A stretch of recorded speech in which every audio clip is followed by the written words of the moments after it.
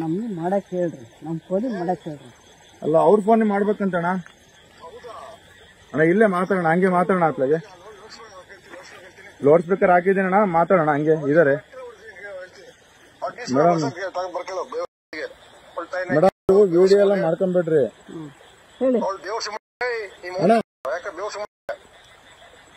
Net ಮಾತಾಡಿ. ಯಾರಿಗ್ ಮಾತಾಡ್ತಾ ಇದ್ದೀರಾ? ಒಬ್ಬ ಅಧಿಕಾರಿ ಮಾತಾಡಿ, ನೆಟ್ ಬೆಲೆ ಕೊಟ್ಟು ಮಾತಾಡಿ. ಅಣ್ಣ ನಿಮ್ಮ ಒಂದ್ ಸ್ವಲ್ಪ ನಿಮ್ಮ ಇವ್ರು ನೀನೇ ಬಂದ್ಬಿಡೋಣ ಸ್ಪಾಟಿಗೆ. DSP ಬರ್ತಾರಂತೆ. ಬಾಳೋಣ ಒಂದ್ 5 ನಿಮಿಷ DSP ಎಲ್ಲ ಬರ್ತಿದಾರಂತೆ. ಬಂಧುಗಳೇ ನಮಸ್ಕಾರ, ಹೇಗಿದ್ದೀರಿ ನೀವೆಲ್ಲರೂ? ನಾನು ಸುಬ್ರಹ್ಮಣ್ಯ ಎಸ್ ಹಂಡಿಗೆ. ಬಂಧುಗಳೇ, ಈ ವಿಡಿಯೋ ಆರಂಭದಲ್ಲಿ ಒಂದು ವಿಡಿಯೋ ತುಣುಕನ್ನ ಗಮನಿಸಿದ್ರಿ.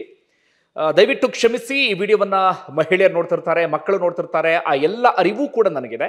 ಆದರೂ ಕೂಡ ಆ ವಿಡಿಯೋದಲ್ಲಿ ಬರುವಂತ ಅಶ್ಲೀಲ ಪದಗಳನ್ನ, ಅವಾಚ್ಯ ಪದಗಳನ್ನ ನಾನು ಕಟ್ ಮಾಡಿಲ್ಲ, ಮ್ಯೂಟ್ ಮಾಡಿಲ್ಲ, ಬೀಪ್ ಸೌಂಡ್ ಹಾಕಿಲ್ಲ. ಕಾರಣ ಏನಪ್ಪಾ ಅಂದ್ರೆ ಆ ವಿಡಿಯೋದ ಗಂಭೀರತೆ ಅರ್ಥ ಆಗ್ಲಿ, ವಿಡಿಯೋದ ತೀವ್ರತೆ ಗೊತ್ತಾಗ್ಲಿ ಎನ್ನುವ ಕಾರಣಕ್ಕಾಗಿ ನಾನು ಅದೆಲ್ಲವನ್ನು ಕೂಡ ಕಟ್ ಮಾಡಿಬಿಟ್ರೆ ವಿಡಿಯೋದಲ್ಲಿ ಏನಿದೆ ಅನ್ನೋದು ನಿಮ್ ಯಾರಿಗೂ ಕೂಡ ಅರ್ಥ ಆಗೋದಿಲ್ಲ.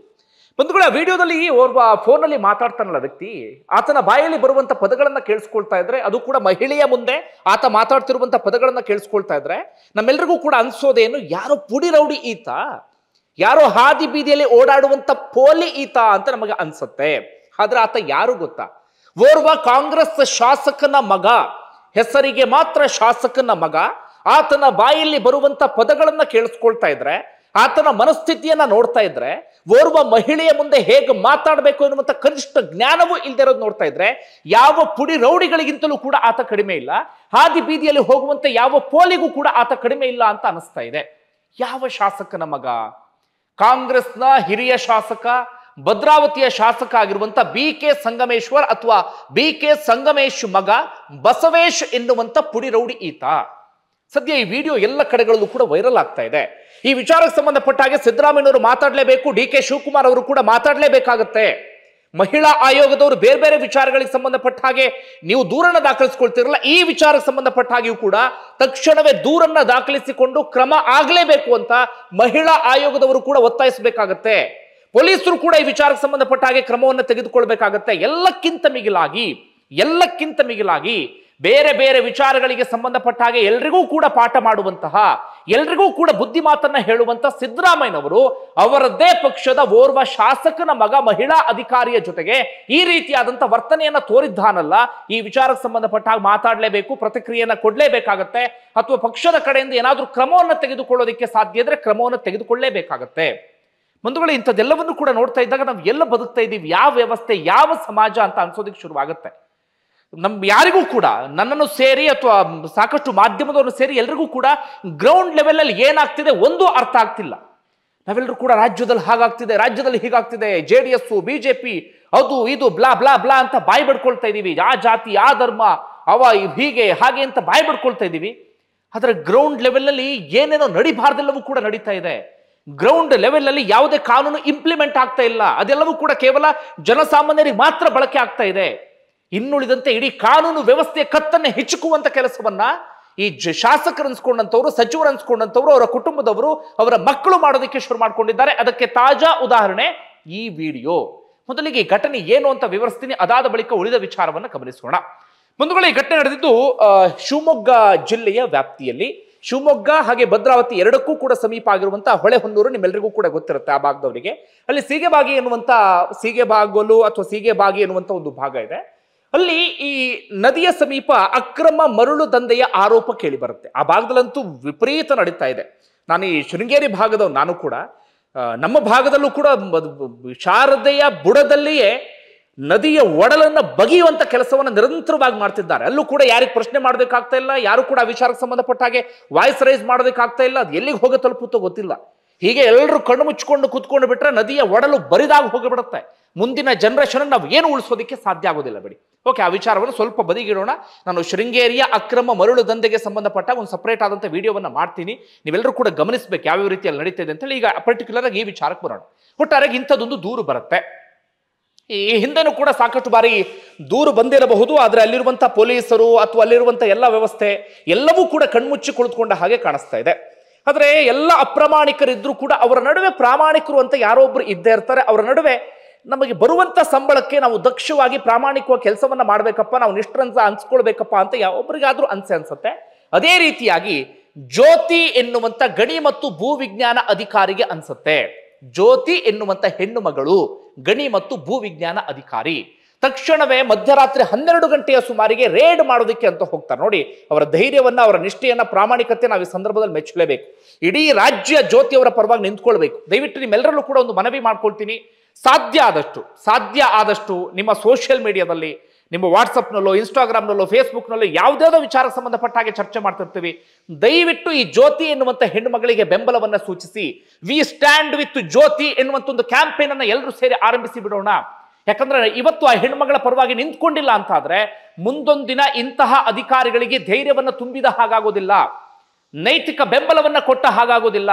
ಜೊತೆಗೆ ಇವತ್ತು 2 ದಿನ ನಾವು ಮಾತಾಡ್ತೀವಿ, 3ನೇ ದಿನಕ್ಕೆ ಸುಮ್ಮನಾಗ್ಬಿಡ್ತೀವಿ. ಎಲ್ಲರೂ ಸೈಲೆಂಟ್ ಆಗಿದ್ರೆ ಈ ಮಹಿಳಾ ಅಧಿಕಾರಿ ಜ್ಯೋತಿ ಇದ್ದಾರಲ್ಲ, ಅವ್ರನ್ನ ಹುರಿದು ಮುಕ್ಕುವಂತ ಕೆಲಸವನ್ನ ಆ ಪಾಪಿಗಳು, ಆ ರಾಕ್ಷಸರು ಮಾಡಿಬಿಡ್ತಾರೆ.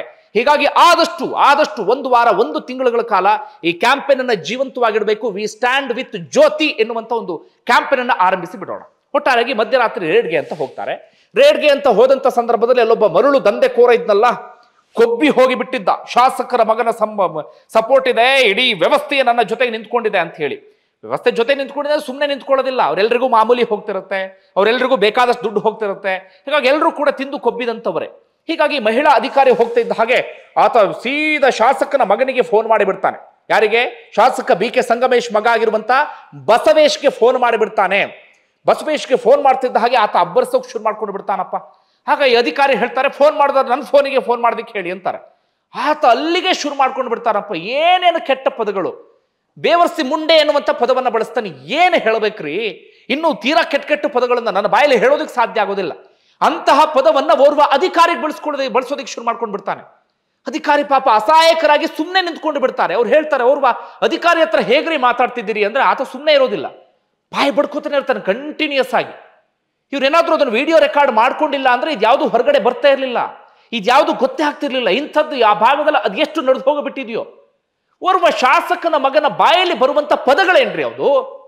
ಈ ಮಹಿಳಾ ಅಧಿಕಾರಿ ಇದ್ದಾರಲ್ಲ, ಸುಮ್ಮನೆ ಈ ಶಾಸಕನ ಮಗನ ರೀತಿಯಲ್ಲಿ ಇದಾಗಿ ಕುತ್ಕೊಂಡಿಲ್ಲ ಅಲ್ಲಿ. ಇವರು ಅದಕ್ಕೆ ಬೇಕಾದ ರೀತಿಯಲ್ಲಿ ಓದ್ಕೊಂಡಿದ್ದಾರೆ, ಬೇಕಾದಂತ ಶ್ರಮವನ್ನು ಹಾಕಿದ್ದಾರೆ, ಇವತ್ತು ಅಧಿಕಾರಿಯಾಗಿ ನಿಂತ್ಕೊಂಡಿದ್ದಾರೆ. ಈತನಿಗೆ ಏನ್ರಿ ಅರ್ಹತೆ ಇದೆ? ಈತ ಯಾರಿವನು? ಈತ ಪುಡಿ ರೌಡಿ ಅಷ್ಟೇ. ಓರ್ವ ಶಾಸಕನ ಮಗ ಎನ್ನುವಂತ ಇದು ಬಿಟ್ರೆ, ಅರ್ಹತೆ ಬಿಟ್ರೆ, ಅದು ಅರ್ಹತೆ ಅಲ್ಲ ಬಿಡಿ, ಅದನ್ನ ಬಿಟ್ರೆ ಈತನಿಗೆ ಏನೂ ಇಲ್ಲ.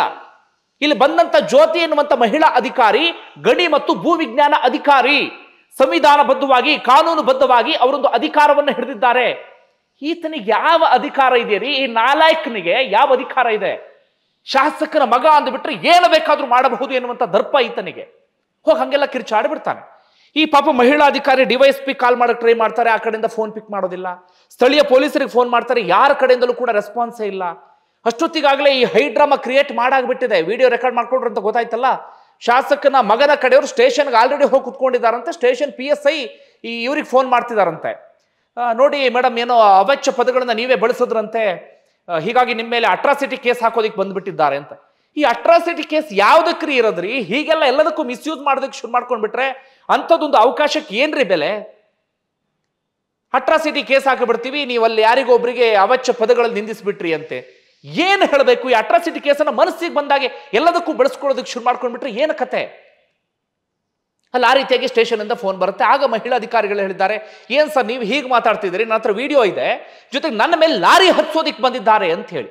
ನೋಡಿ, ಓರ್ವ ಶಾಸಕನ ಮಗ ಮಹಿಳಾ ಅಧಿಕಾರಿಯ ಮೇಲೆ ಲಾರಿ ಹತ್ಸೋದಿಕ್ಕೆ ಬಂದಿದ್ದಾನೆ. ನಾಲಾಯಕನ ಮಗ ಪ್ರಾಣ ಹೋದ್ರು ಅಡ್ಡಿಲ್ಲ ಅಂತ ಹೇಳಿ ಪ್ರಾಣ ತೆಗೆಯೋದಿಕ್ ಬಂದಿದ್ದಾನೆ. ಇಂಥವು ಎಷ್ಟು ಮಾಡಿದ್ದಾರೋ ಗೊತ್ತಿಲ್ಲ. ಪ್ರಾಣ ತೆಗೆದುಬಿಟ್ಟು ಆಮೇಲೆ ಏನೇನೋ ಹೇಳ್ತಾರೆ, ಇಲ್ಲ ಅಧಿಕಾರಿ ಹಾಗೆ ಮಾಡ್ಕೊಂಡ್ಬಿಟ್ರು, ಹೀಗೆ ಮಾಡ್ಕೊಂಡ್ಬಿಟ್ರು, ಅವ್ರ ವೈಯಕ್ತಿಕವಾಗಿ ಹಾಗೆ ಸರಿ ಇರಲಿಲ್ಲ, ಹಿಂಗೆ ಸರಿ ಇರಲಿಲ್ಲ ಅಂತ ಹೇಳಿ.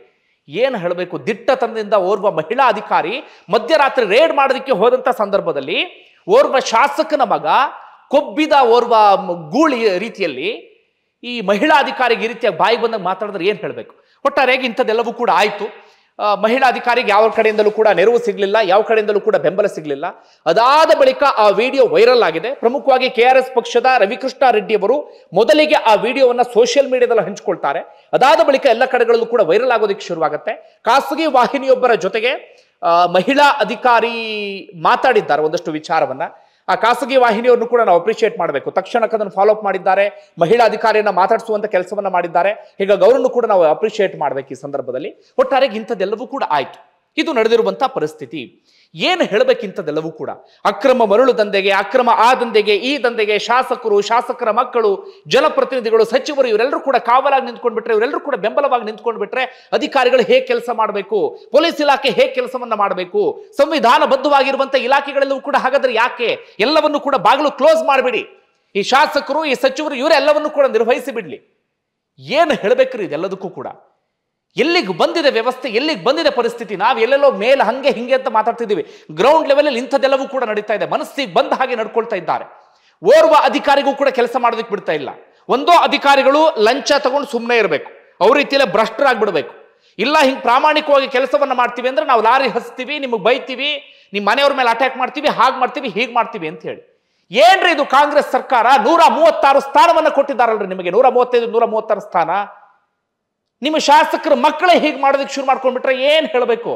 ಸಿದ್ದರಾಮಯ್ಯನವರೇ ವಿಚಾರ ಸಂಬಂಧಪಟ್ಟಾಗ ಮಾತಾಡಿ, ಬೇರೆ ಬೇರೆ ವಿಚಾರಗಳಿಗೆ ಸಂಬಂಧಪಟ್ಟ ಹಾಗೆ ಧ್ವನಿ ಎತ್ತರ್ತೀರಿ. ಈ ವಿಚಾರಕ್ಕೆ ಸಂಬಂಧಪಟ್ಟ ಹಾಗೆ ನೀವು ಮಾತಾಡಲೇಬೇಕು, ನೀವು ಪ್ರತಿಕ್ರಿಯೆಯನ್ನು ಕೊಡಲೇಬೇಕಾಗತ್ತೆ. ನಿಮ್ಮ ಶಾಸಕನ ಮಗನ ವಿರುದ್ಧ ಕ್ರಮ ತೆಗೆದುಕೊಳ್ಬೇಕಾಗತ್ತೆ. ಮಹಿಳಾ ಆಯೋಗದವರು ಕೂಡ ಕಣ್ತೆರಿಬೇಕಾಗುತ್ತೆ. ಹಾಗೆ ಇನ್ನೊಂದು ಇಂಟ್ರೆಸ್ಟಿಂಗ್ ವಿಚಾರ ಅಂದ್ರೆ, ಈ ಶಾಸಕ BK ಸಂಗಮೇಶ್ವರ್ ಇದ್ದಾರಲ್ಲ, ಲಕ್ಷ್ಮೀ ಹೆಬ್ಬಾಳ್ಕರ್ ಅವರ ಬೀಗರು.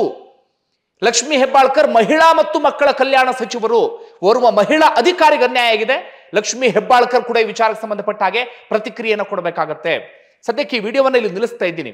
ಸರಣಿ ವಿಡಿಯೋವನ್ನ ಮಾಡ್ತೀನಿ ನಾನು, ಸರಣಿ ವಿಡಿಯೋ ಇದಕ್ಕೆ ಸಂಬಂಧಪಟ್ಟ ಕಂಟಿನ್ಯೂಸ್ ಆಗಿ ಇನ್ನೊಂದಷ್ಟು ವಿಚಾರವನ್ನ ನಿಮ್ಮ ಗಮನಕ್ಕೆ ತರುವಂತ ಕೆಲಸವನ್ನ ಮಾಡ್ತಾ ಹೋಗ್ತೀನಿ. ಬಂಧುಗಳೇ, ನಿಮ್ಗೆ ಏನ್ ಅನ್ಸುತ್ತೆ ಕಮೆಂಟ್ ಬಾಕ್ಸ್ ಅಲ್ಲಿ ಮೆನ್ಷನ್ ಮಾಡಿ. ಧನ್ಯವಾದ ವಿಡಿಯೋ ನೋಡಿದ್ದಕ್ಕಾಗಿ.